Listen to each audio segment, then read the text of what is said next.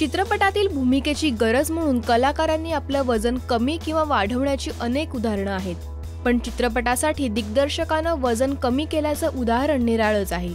आगामी चित्रपट अगबाई अरेच्या 2 च्या निमित्तानं या सिनेमाचे दिग्दर्शक केदार शिंदे यांनी चक्क वजन कमी केलंय. डॉक्टर प्रकाश बाबा आमटे चित्रपटाची गरज म्हणून सोनाली कुलकर्णीने वजन वाढवलं होतं. आता अगबाई अरेच्या 2 या चित्रपटातील शुभांगी साकारताना सोनालीला पुन्हा वजन कमी करावं लागलं.